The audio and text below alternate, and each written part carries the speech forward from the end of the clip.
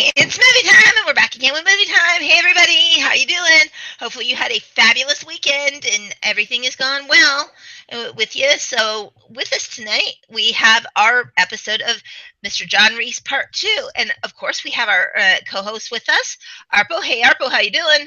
I am doing swell and great and really cool.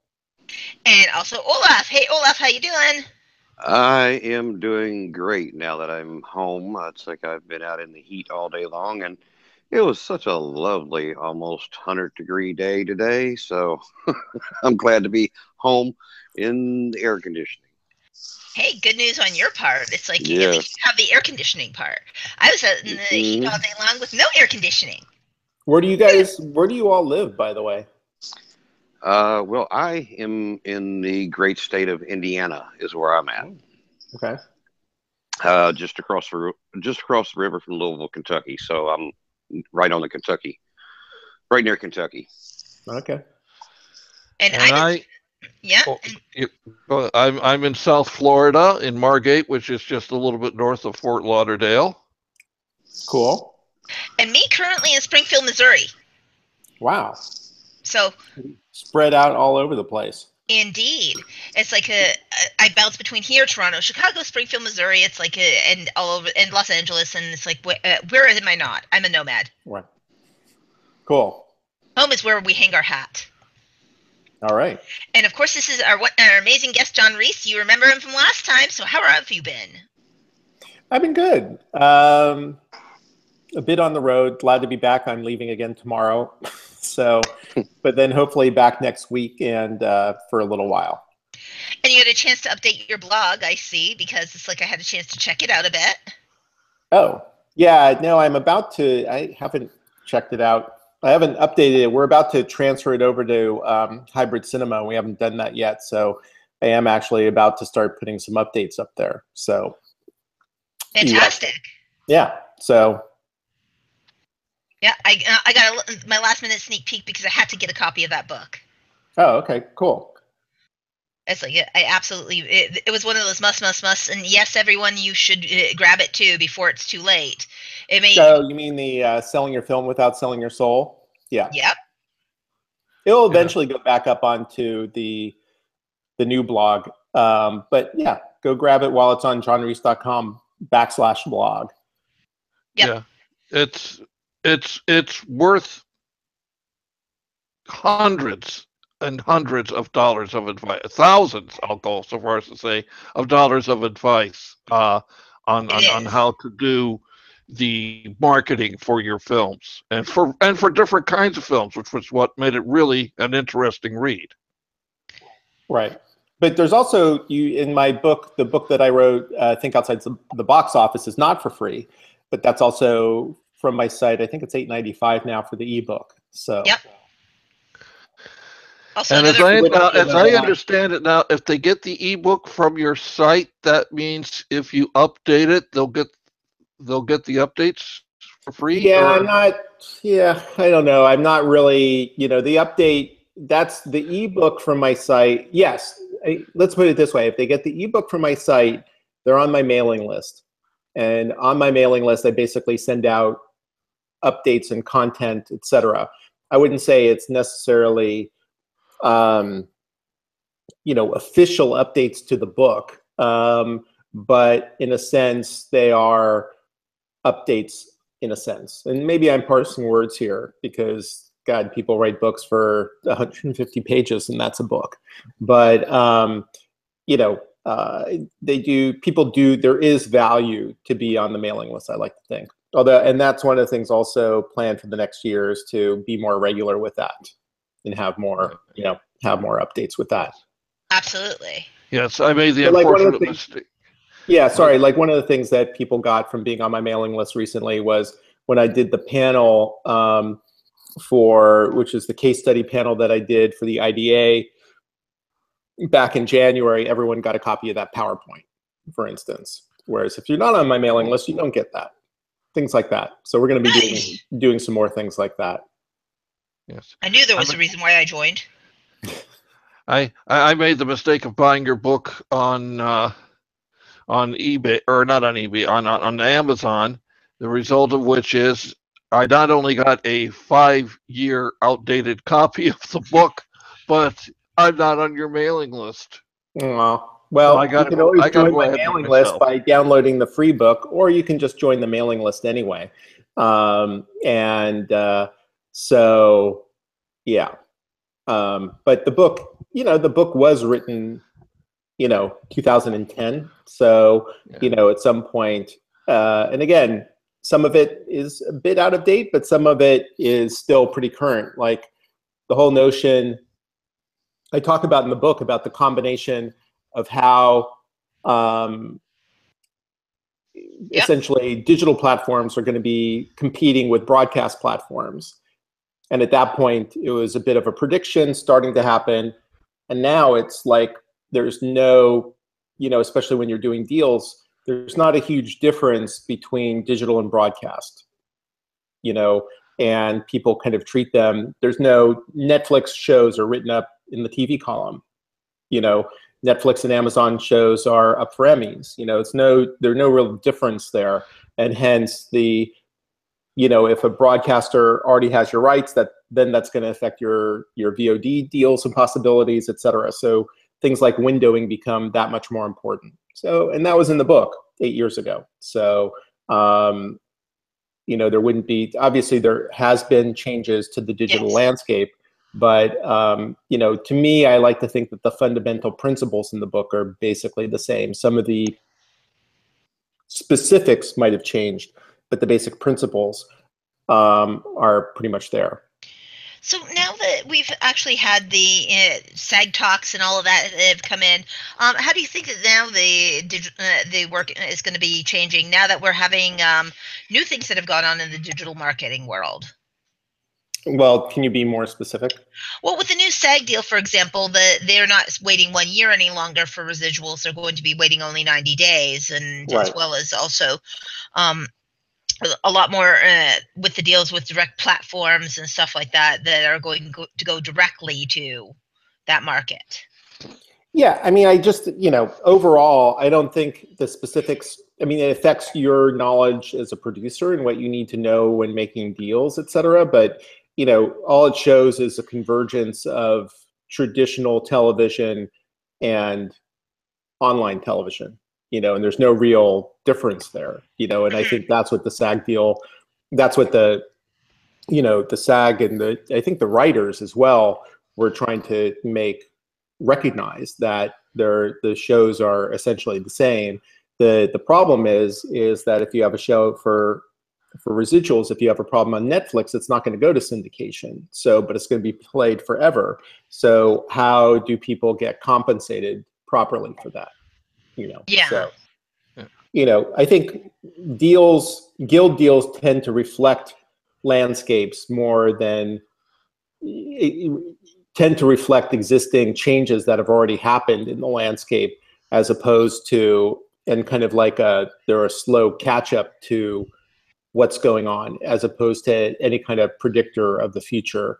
And if anything, shows that the world goes on besides the SAG, any of the guild deals, the world continues, and then the guild deals have to catch up. Yes. Is what I would say. It's like it's as a generalization. Oh yeah, it's there is such a different landscape from year to year to year to year. It really is quite shocking to look at it and go like, wow, okay, just a year ago we were talking about certain kinds of deals, now we're talking about other kinds. And yeah, I mean, I think the constants are, the really boring shit that you've heard from, excuse my language, that you've heard, it's like, it's about telling a good story. Yes. Having good performances, being able to craft those, and, and basically being a good storyteller. And then to understand, again, I think one of the things that hasn't changed, that, releasing your film is half the work, and, it's going to be, bless you. Connecting a film to the audience is going to be half the work. For some lucky people, they get distributors to help do that. Most people don't. And they're, understanding, and I think that's I think what's changed in the last 8 years is not the fact of that. I think and it's not necessarily a fact 50-50, maybe it's 60-40, maybe it's 70-30. And remind me if I talked about this, but you wanted to do a recap anyway. Yes. If you get a distributor that you like and it's a good deal that makes sense for your goals, great, then someone else is doing some of that work. You're still going to be doing some of that work. But, you know, those deals are still not everywhere, especially for films. And, you know, chances are most filmmakers are going to be involved in the release, going to be involved in connecting their film with an audience on some level. And you're also wanting to develop an audience for your career. And the other constant that hasn't changed is that you have to know what your goals are, even more now than before, you know, because things are so different and because there's so many different options in the landscape, you really need to know what you're trying to accomplish to figure out how you're going to accomplish that. You know? Well, yeah, it makes a lot of sense in that then also it's like the way that you're also crowdsourcing your market as well is also changed in that way, because it's like with so many options, you have to become that much more clever that we were talking about last time. Yeah. So, so that's, you know, there's still, you know, theatrical is changing, but there's still a desire for some people to see certain films in a live context, you know, whether that's in a theater or some other environment, you know. So I would say those things are constants, you know. So what else should we talk about? Well, we also talked a little bit, we were also going to talk a little bit last time about your views also of things like the AFM and the aspects of that, and like if you found it as a useful tool in terms of that. It's like, because a lot of people have talked about the shiftings of with festivals, for example, versus AFM environments as well. So if we can speak to that. We talked about that a little bit. You know, you have to understand that some festivals are markets. Not all of them, and there's not that many. I mean, Sundance doesn't have an official market, but it's a de facto market. South by Tribeca also not official, but de facto. Yep. Toronto is a festival and a market. Cannes Festival and a market. Berlin Festival and a market. IDFA Festival and a market. You know, there's certain festivals, and that's, you know, getting pretty down to the end of the list, at least Western countries. You also have Busan. There's other markets around the world. Some of them are connected to festivals, you know, but not always. And markets are places where you can sell and buy films. So, but then there's plenty of other festivals that aren't really markets. Distributors don't really go to, although even some just films get picked up at the, you know, festivals that you wouldn't think would, you know, they would get picked up. Gravitas has a home base in Cleveland. So those guys go to the Cleveland Film Festival, and they've picked up a couple of films out of Cleveland. You know, things like that happen, but they're just they're not really that regular. And so you have to really think about, and AFM is a market, but without a festival, for instance. Yes. You know, just like MIPCOM is a festival, is a market without a festival. Yes. You have to be smart about like what makes sense for you to go to. You have to be smart about what kind of market makes sense for the kind of film that you're making. You know, AFM caters to a certain kind of film generally. Cannes, a different kind. You know, Sundance obviously is a market for American independence. Yeah. So you have to think about like you have to be strategic as far as like what market makes sense for your film. And then you also have to be strategic about what festivals make sense for your film. And you have to also be honest about the kind of film that you have to make sure that you're applying to the right festivals and you're being realistic about your expectations, et cetera. And you're just being strategic about how you apply to festivals, you know, and that's one of the blog posts. That's one of the, I've been doing Facebook Lives lately. One of the Facebook Lives that you can find on my Facebook page is about festivals, and I'm going to be writing up a blog post coming up sometime in the next month or so That's kind of like a recap, a little bit of a recap, but also an expansion of that Facebook Live. So, and it covers some of the strategy aspects of it. So, and yet again, reason to be on my list because, if you miss my blog posts on my blog, then, I usually send them out to my email list, et cetera. So, you can be lazy about the blog. And then if you're on my email list, at least I'll include links to them in some way, shape, or form. True. As well. And now it's like I wanted to talk a little bit more about diversity because we've been talking about that a little bit. Before we get into that, I just wanted to ask him about, are there any particular strategies you can recommend in terms of foreign markets? Well, it depends.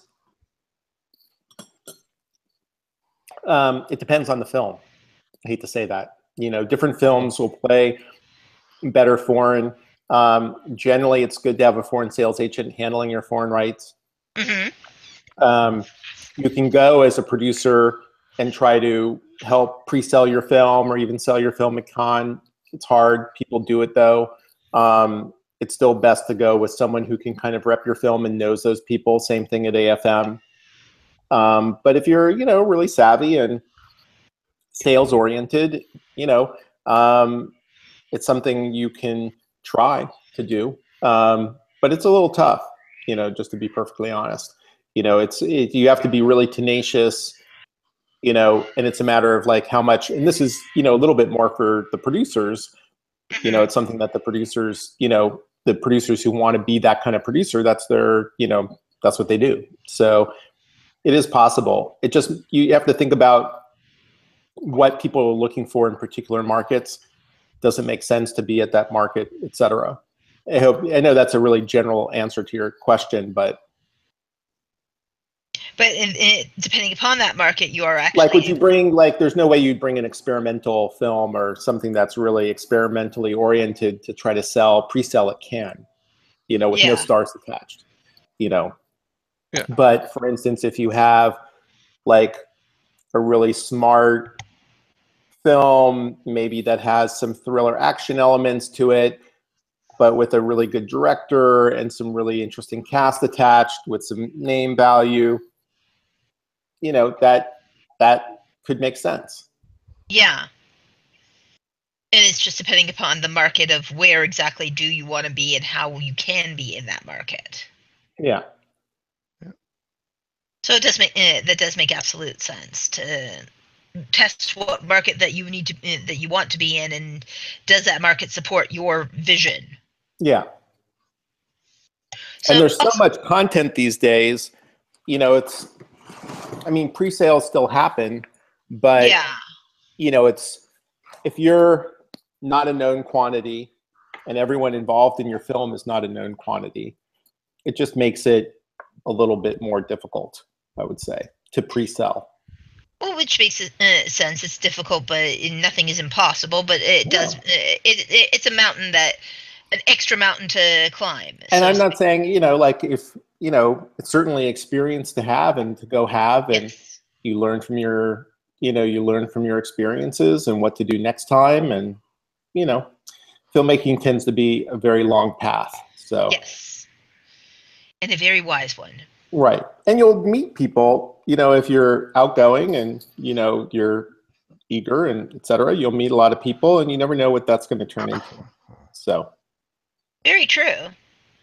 And like I was mentioning earlier, that we have been talking a little bit about diversity in the industry. Mm-hmm. And it's like from actually very interesting points of view. We actually were reading about filmmakers being helped by not-for-profits as well.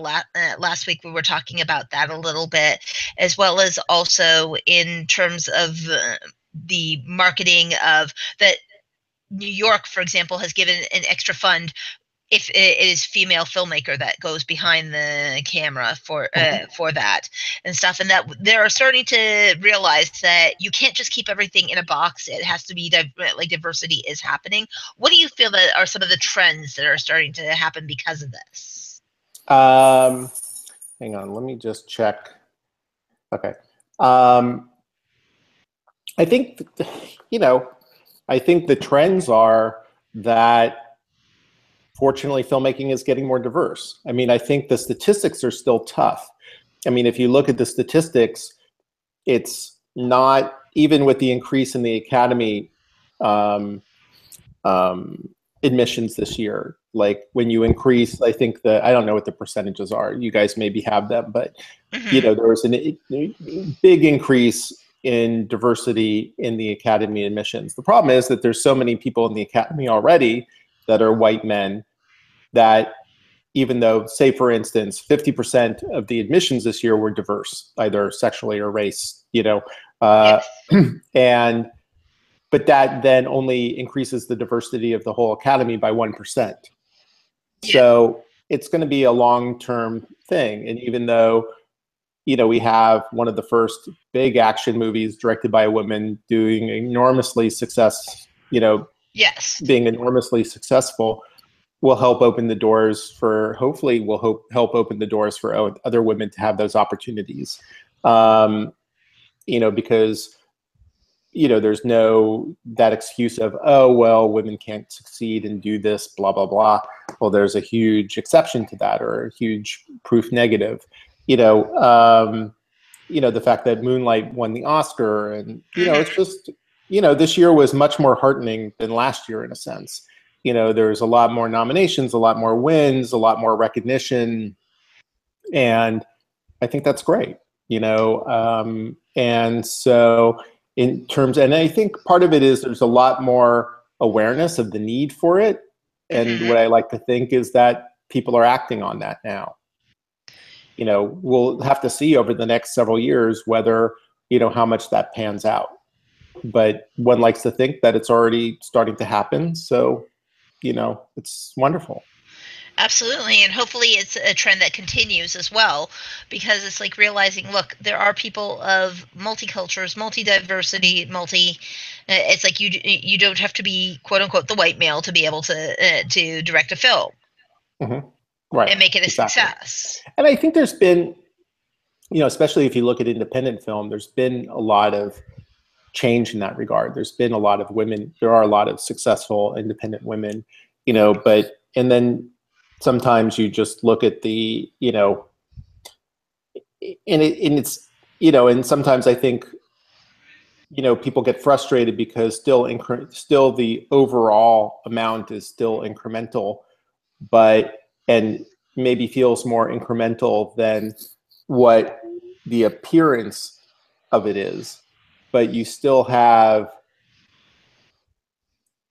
not anecdotally, but just kind of looking at it, it feels much better than maybe statistically it reads. And I still think, even though that, you know, is sobering, I think it's still, you know, it's still wonderfully positive, because I think you still get the sense that things are happening, things are changing, there's more opportunities, etc. Absolutely, there's more diverse subjects in the marketplace. So it's hopefully, are you hoping that it's going to actually? And I think it, as more as, like, you know, like in the case of Moonlight, as it's shown that those diverse subjects, not just in terms of diverse makers, but diverse subjects, are things that are commercially viable, and that at least enough of the mainstream embraces. You know, it's a business, and if people see that there's money to be made there, then they'll invest. And hopefully that will be enough to overcome what I feel is a fair amount of structural, you know, institutionalized barriers. To say it as euphemistically as possible, you know, with I don't, you know what I'm saying? Well, yes, with basically the bullshit barriers that have been put in the way of being able to do diverse work by calling it the nobody is going to understand it market. Right. So yeah, and I think, you know, it's still, let's put it this way, there's still a lot of people in positions of, you know, the ability to greenlight that still feel that, you know, how should I say, that are still leaning against diversity. Again, a euphemism. Yes. So, and I think that's, but as more and more stories are told, more and more successes, more and more diversity rises through the ranks, I think that'll change. It's maybe not changing fast enough, but it is changing. And the thing that's interesting is that television generally feels a lot more diverse.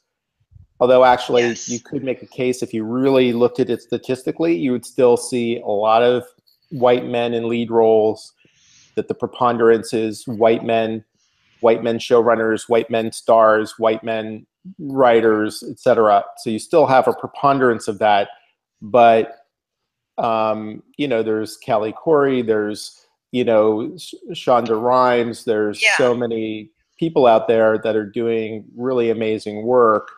I could go on and on, but I didn't really prepare for diversity talk here.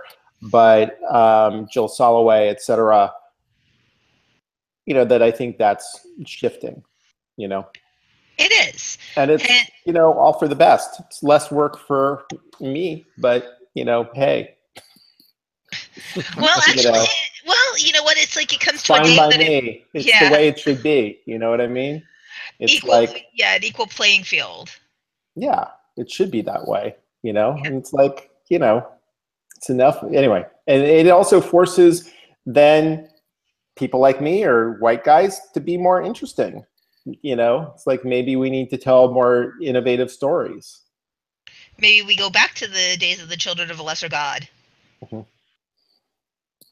And actual intellectual stories, because with the amount of diversity that's going to happen, it's going to start becoming, I have a feeling that it's going to be the reverse trend of that, the typical stories are going to be very, very boring to a lot of audiences because they're going to be craving an interesting storyline.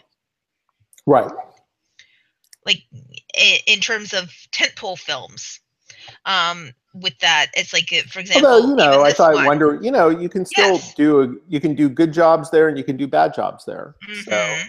So, I mean, Wonder Woman certainly, is not, it's not Moonlight, but it was extraordinarily well done. Yes.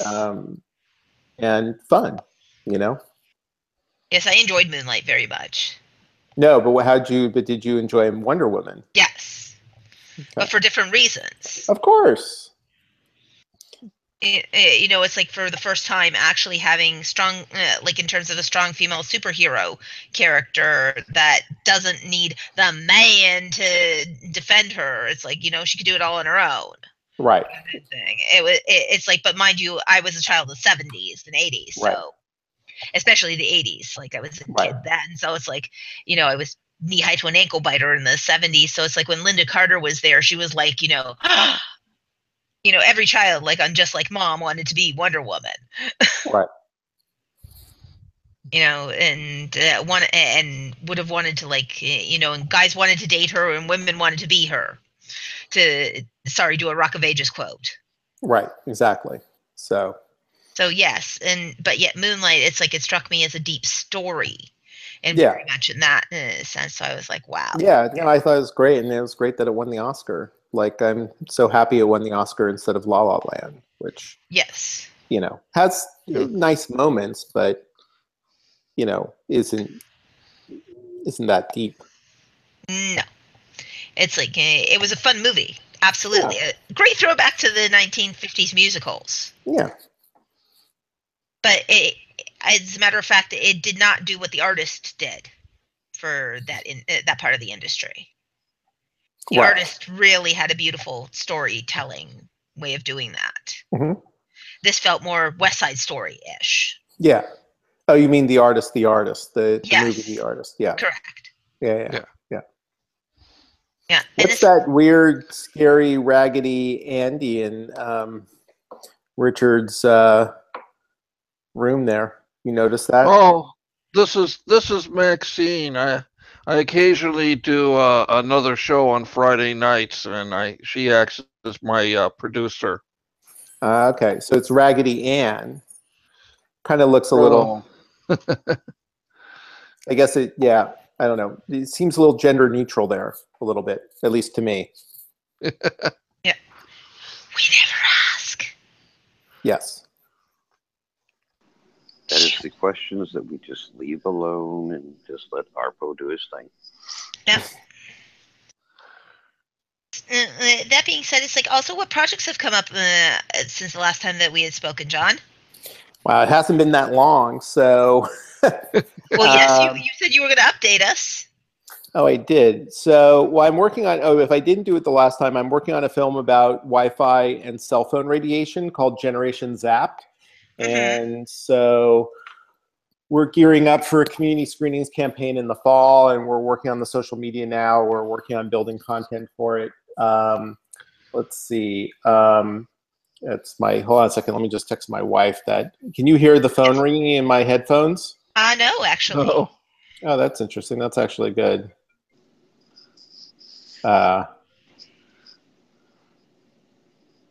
Sorry. I know this is live, but there we go. Yes, but when the boss calls, you must answer.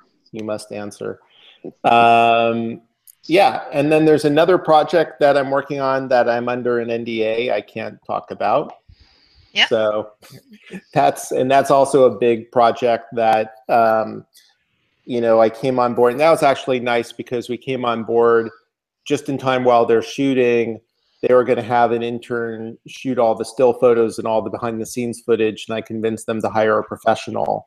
So that was lucky that I got in just in the nick of time, because the intern was a very nice young man, but had never done anything like that before. So, and that's like just talking about, you know, if possible, we like to get involved in projects early, and that's one of the reasons why, you know, even if we're not, you know, on full time on the project or even majorly part time on the project, you know, we like to be able to consult early on so that we can just help filmmakers avoid, you know, common mistakes, you know, which is not one of the biggest mistakes that most independent filmmakers make, is not creating assets, you know, and content, extra content for marketing.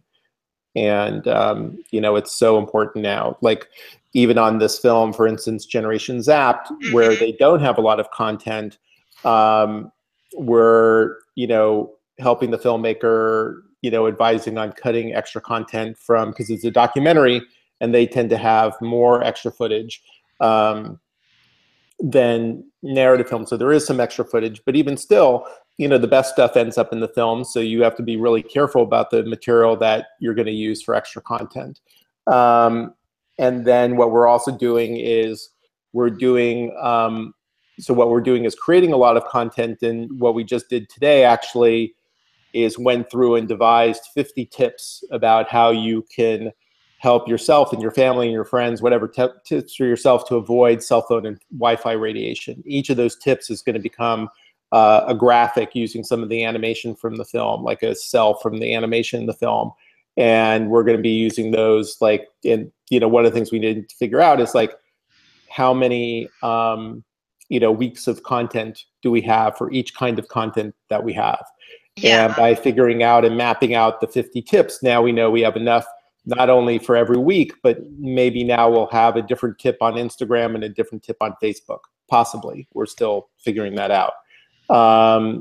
And so, you know, and this, it's a lot of work, you know, but if you can actually do, you know, but if you can plan for that earlier, then you can kind of save yourself some agony. Or, you know, like, fortunately, this film has animation to work with, but with 50 tips, we're not going to have 50 tips where we're going to be repeating a lot of the images. So if we had a lot of photos, and we're, you know, if a film had, if you had a lot of photos, maybe you could use those photos for whatever kind of memes you're putting out there. So, you know, so that's an example of the, you know, a couple of the projects that we're working on. You know, the one that I'm under an NDA for, the branding is extraordinarily complex. And so, you know, it's been a lot of this, you know, I had to create a branding marketing document. And then we've had numerous Skype conversations with the producers and the executive producers and the writer and the people involved to go over this marketing branding document to make sure that everyone's on the same page. so that as we approach the marketing, we're all on the same page and everyone knows, what we should be doing. Yes. So, and that's yet another reason, like that's something you definitely want to do before you start engaging in marketing and distribution, is to figure out what is in this, what is the brand of the film? How does that relate to the audience that you're trying to reach? How are you going to connect that brand to that audience? Can you connect that brand to that audience that you want to reach? These are all things that are, pretty important to think about. So, and take some time to figure out, and another film that I've been working on a while is, but I kind of stopped for a while because they're still editing the film. It's about farm animal welfare. Yes. So they're recutting the film, so I kind of stopped working on the outreach. But this weekend, actually, where I'm going tomorrow, is I'm going to a conference about, I'm going to the Slow Food Conference in Denver. And that's like one of the, that's a prime target audience for people, who are interested in this and, who potentially would be interested in screening the film, et cetera. And so I'm going there. We made postcards and I have business cards for the film. And so I went to the Slow Food Conference in Torino, Italy back in September. I met tons of people from around the world. And then this time I'm going to primarily meet different people from different cities around the United States. Mm-hmm. So, and that's why I really recommend that, if you have a film that has organizations and there's conferences, lined up around that subject matter, that you really try to attend and meet people who can help, with the distribution and marketing of the film. Yes. So, we have a film called Transfiguration that Charles from my company is doing the social media for. Again, one of the things that we had to do recently, because it transitioned from theatrical to VOD, so we had to, add the VOD to the website and, figure out a way that when people went to the website that they could see the VOD but not disrupt the whole website. So we did this nice light box where you can, has all the sites where it's available or a pre-order, and you can click on them, and takes you directly to that location. And I thought that was a nice solution. And, then we also had to do some graphics for Facebook ads, et cetera, for them. And then that's, because they ended up having a split release where some of the platforms were on July 4th, and then the rest of the platforms are on August 8th. So it's about, now we have to start planning for the platforms, the release on August 8th. But we're, pushing, we're doing a decent amount of push on these platforms, but then the bigger push will be for August 8th. We're also working with a musician on his social, but we've basically been supervising his social person for the last number of months. Yeah. And I think that's coming to a close now. I think they're going to be able to be fine on their own. And, we've bid on a couple of other jobs. And then in addition to all this, I do a lot of individual, consulting on films where I'm not involved long-term. So, and those, there's probably 6 or 7. I do a few a month, and there's probably 6 or 7 that are kind of like in various stages, where I watch the film and then there's 2 hours of consultation. And usually the first consult's like half an hour, 45 minutes to an hour, depending on how experienced the filmmakers are. If they're relatively savvy, the first conversation's shorter, although sometimes savvy filmmakers still have lots of questions, so that can be often an hour.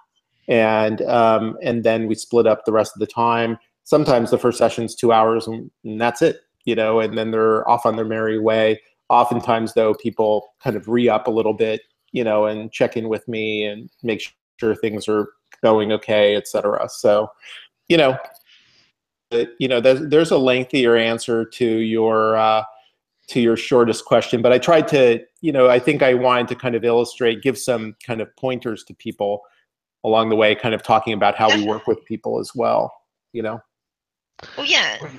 Actually going to be our next question.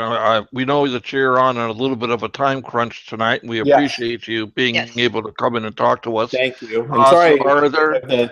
sorry for, like, I went to Google Hangout this time. I was looking for my invite, and then I get the message that the Google invite's on Skype, and I was like going, why is the Google invite on Skype? Oh, because you haven't accepted my invitation yet on Google Hangout. It wasn't, I'm sorry, I didn't see it. Like, I had all the invites on the left, and there were some more, but I didn't see yours. It's not just you. I never seem to be able to find her invites on Hangout. Maybe your invites are secret. I think maybe I'm part of the secret club. It's like maybe Google, because they know how much I hate them. That well, if you hate them so much, why are you using Google Hangouts? I'm kidding. No, so maybe you have like you have a Wonder Woman secret code, that you have to get Bruce Wayne to approve,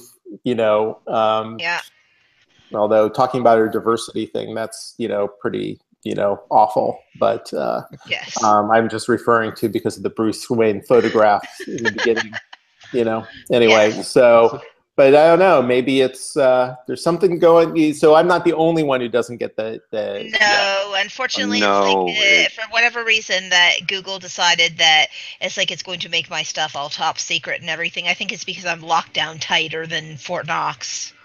Oh, it takes me about 4 different tries between Skype and the Google Hangout and back to Skype and everything. And then I finally do this on a weekly basis, and you have to do that on a weekly basis. Yes. Wow. Yes. Okay, then I don't feel so bad. But very quickly before you have to run, do you have any last words of guidance that you'd like to impart for the up and coming filmmakers who might be listening?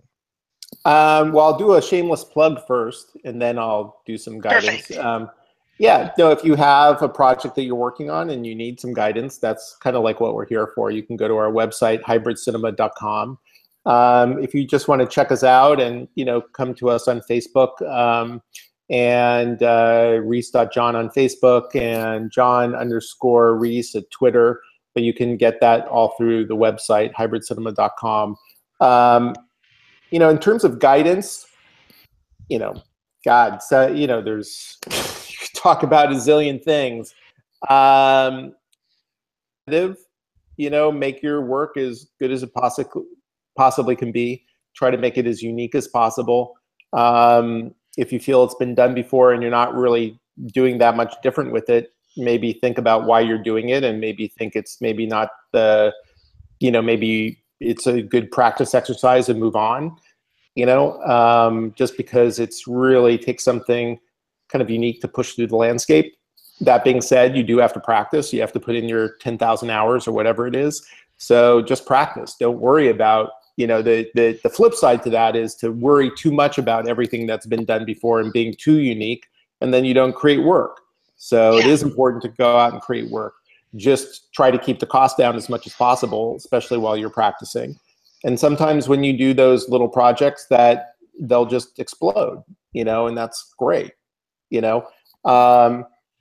the other thing I would just say is, now there's so many different kinds of content that are needed and people want, and, that people are paying for you to create. If you're an up and coming filmmaker, the sky's the limit in terms of the opportunities out there. Like, I would recommend, if you have a group of friends, form a collective, form a company, start bidding on work and just start creating work, and just start, create a reel and just start working for any kind of jobs that come up. There's anything from creating video content for newspaper publications to VR to, even before getting into features and web series, etc.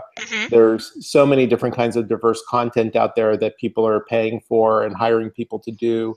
I think it's a great way to, kind of cut your teeth and have people pay you to do that work. That would be I think that's for general advice within 5 minutes, that's what I would say. That makes absolute sense.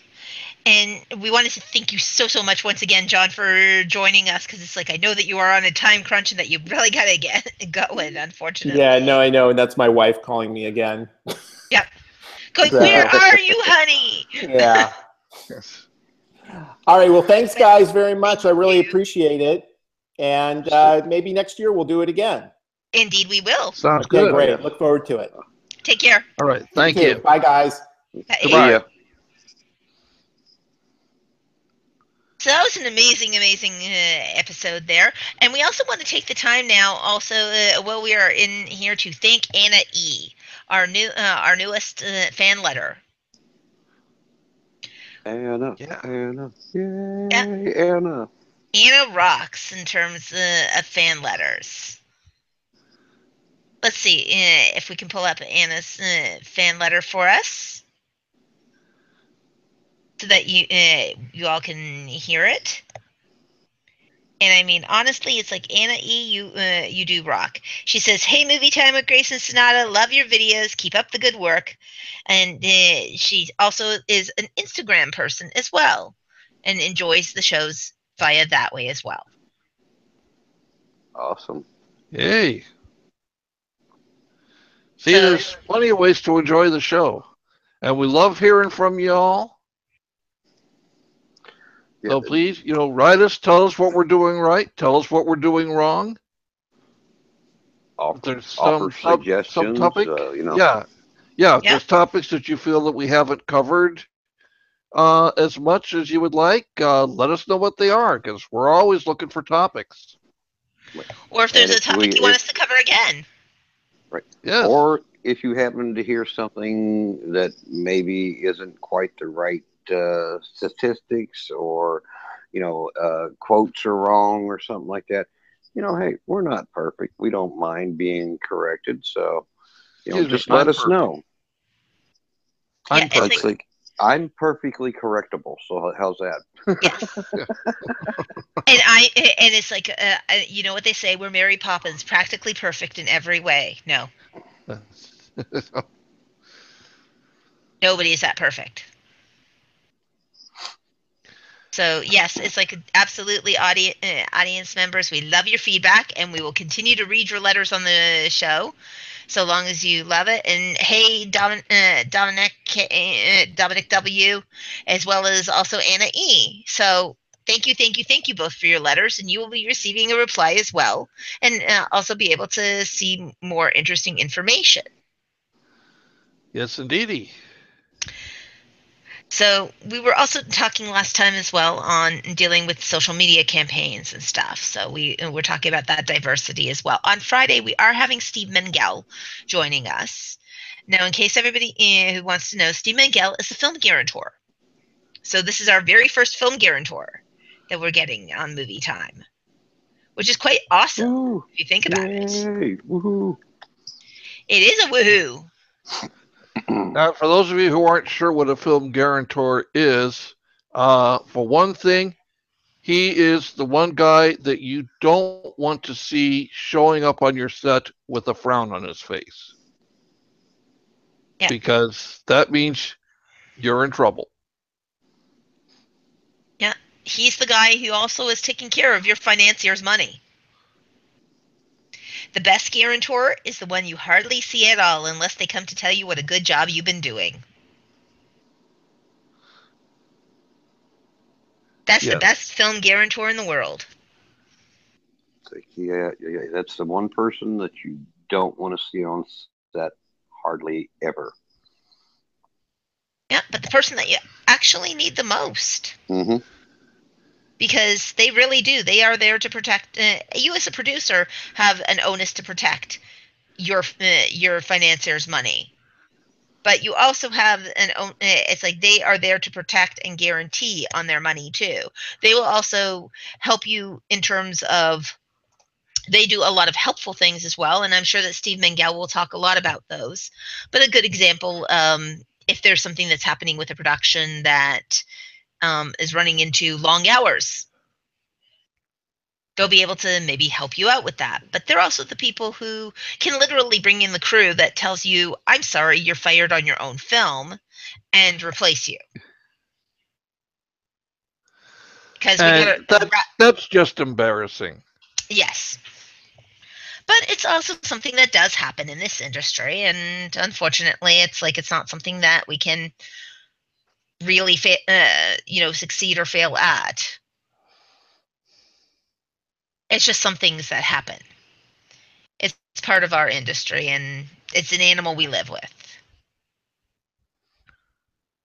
So that being said, tonight it's like also as well, which again we did thank Anna. We also thanked Dominic K, Dominic with a K and Dominic W with their fan letters as well. Also, tonight we also had a little bit of a chance to talk about that. But one of the things that we've never talked about is understanding the incentivizing of social media platforms in terms of crowdfunding. It's like we really didn't ever talk about that subject, and I wanted to get that one started tonight a little bit, if we may. I would like if we may. Oh, well, if you really must, I guess we can. Well, yes, because it's like whether you're exactly whether you are actually fundraising for a charity, you're fundraising for a film, you're fundraising for whatever the platform may be, you have to realize that audiences, like I said, a lot of them have turned around and said, we don't want to spend money, and all we got was this crappy T-shirt Yeah. for this. Right. It's like I just gave $250 and all I got was this crappy T-shirt. It's like, yeah, or you get a something that you attaches to your phone that makes it stand up or something. Yeah, or your own bobblehead. Yeah.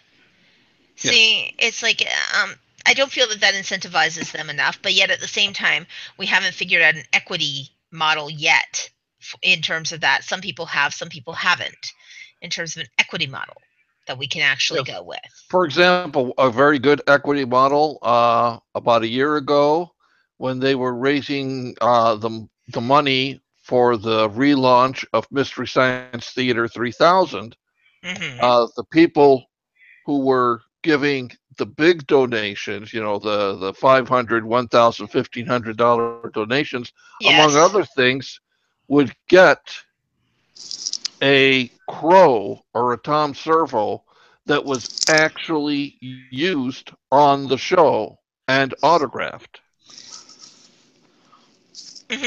Cool. Which is like, I was reading that and I was like, God, if I had $1,500. Yeah. Yeah, I'd some kill for one of those. yeah, something like that. I mean, if you get in other words, if you're able to do things like that, it does. It will get you the higher contributors. You get a T-shirt that's up to maybe $50 or something like that, and you get a T-shirt. But you give $2, $3, $4, $500. T-shirt just ain't nothing. Yeah, they're not looking at it going, "Oh gosh, I spent $500 and I got a T-shirt." Yeah. Right. Now, if it's maybe, if you were doing a T-shirt that was autographed by the cast for the 500, now maybe that might be worth something. That would be more worth it for the bigger donations. Is okay. I got a T-shirt, but all the cast members signed it, or all the main cast, or if there's big names, if there's a big name or two in it, and they sign it, and then yeah, that's more worth it. Yep. Or even a copy of the movie poster. Yes. With autographs on it. And that's another Something thing that a that lot you of can people frame and hang up, for people to see. Right. And it's like when you're putting together your crowdfunding campaigns, it's like the T-shirt and autographed, and the movie posters and autographed, or maybe the movie on a DVD, autographed, by the producer, or the producer, director, and a couple of the actors or something like that. And that doesn't take a whole lot to do that, and but it's something that it means a lot to the person. It means a lot to the person who is giving the donations. Like, wow, I got this. I got the DVD, and it's signed by the producer and yes. the two lead actors. You know, It and is. that's something that that's something that not everybody is going to be able to get because, well, like say depending on the actors that are in it, you might be able to buy the DVD and go to a convention and get them to sign it for you, but you're not going to get the producer or the director or either one or both. You're not going to get them at the convention to get a signature. Exactly. So that makes it a special, more special to have them sign something because you may be able to find the actor and get them to sign a poster that you bought or a DVD that you bought. But just throwing it out there. Yeah. Another thing that is really great is a nice personal thank you, because a lot of people use form letter thank yous. Unfortunately. Yeah. There is nothing like, to this day, I will still say there is nothing like having a personal thank you given to me by somebody. Yeah. There was, well, I was telling you about a week and a half ago about the guy who was actually writing original poems Mm-hmm. as thank you notes, and he would take the person's first name. He would do what they call, what I think they're called anagram poems or something. But if you looked at the first letter of each line of the poem, it spelled out the person's name. Yeah. You can't get something more personal than that. Right. No. And that's a really cool idea. Yeah, and I mean, honestly, it's like, you think about it, it's like you have something there that nobody else has. And that's why I say sometimes, you know what, you have to go that extra mile. If you're going to do a crowdfunding campaign, you know what, call the person, do a personal thank you, write a personal note that says thank you. If you need to, do a videotape version of yourself saying thank you to that person and send them a video message. It says, hi, I actually cared about you doing something for me. Yeah, because that doing things like that shows the person that contributed that you actually appreciate what they did. I mean, they helped you to make it, to get your project going, and for you to take 2 minutes to to make a personal greeting to them. Even if you just did a little video or, like you said, even a phone call, say, "Hey, I just wanted to call and thank you very much for your donation." Da da da da da, and you will be getting this. You will be getting a signed DVD in the mail. Yes. But in other words, and then the next time you have a project that you need a little extra funding for, that person is probably going to contribute again. Yes. Yeah. But do make it, somehow personal to the person. Don't do just one standard video and plug in names. I don't know if you two remember the Firesign Theater, but they did an album called "We're All Bozos on This Bus," and one of the things that happens on the album is they're all supposed to meet the president. Mm-hmm. So, the guy's waiting to go in to meet the president, and they say, "Please let us know what your name is." And the guy goes, Clem. Now you may meet the president. He goes in, and the president is an automaton going, "Well, it is certainly wonderful to meet you, Clem." Yeah. Wow, how personal can you get? You just Exactly. talk to yourself. Oh, goody. Yeah. Yeah, it's like, and that is unfortunate, though, that it's like, this is why it's like one of the things that we would encourage, if you do a crowdfunding campaign, if you must do a crowdfunding campaign. And yes, by the way, Google, we do love you and hope that you will sponsor our show as well as also sponsor our films. Just putting it out there that we would. It's like, and yes, it was a joke. I hope that you all understand about Googles. We love Google half to death. It's like Google keeps telling me even now I have to update myself. So If you really cared about Google, you would update it. that's right. So it wouldn't start screaming at me the way that it does. Yes. But that being said, it's like again, it's the if you are doing a crowdfunding campaign, do try and not give something very generic that everybody else does. Yeah. We lost her. Oh She, no! Oh, she made the Google gods angry. Oh no! All that the talk Google about gods are wondering what happened to their signed T-shirt. That's what it is. that's what it is. It's like yeah. Oh, but yeah. The more little personal touches you can put when you're doing crowdfunding, in other words, like I said, yes, it may take you, depending on how big of the campaign it is and how many contributors you have. Yeah, it may take you a couple 3 days to do a little personal something for the bigger contributors. But you know what? Like I said, it's just one of those things that little personal touch, just like I said, even if you have like the DVD or the poster or a coffee mug or something that's signed, that's autographed by, a lot of the cast or something that you give them, you know, if you can, in other words, if you would go that little extra mile and, send a personal thank you to each person, or even take 60 seconds or a minute or whatever it is to give them a phone call, go, hey, I just wanted to call and thank you for your contribution and your other prize or your other um, oh, help me out. My, it's like the brain went south. Your other perk will be, you'll be getting it in the mail shortly. Yeah. You know what I think is one of the silliest perks though that they do Hmm.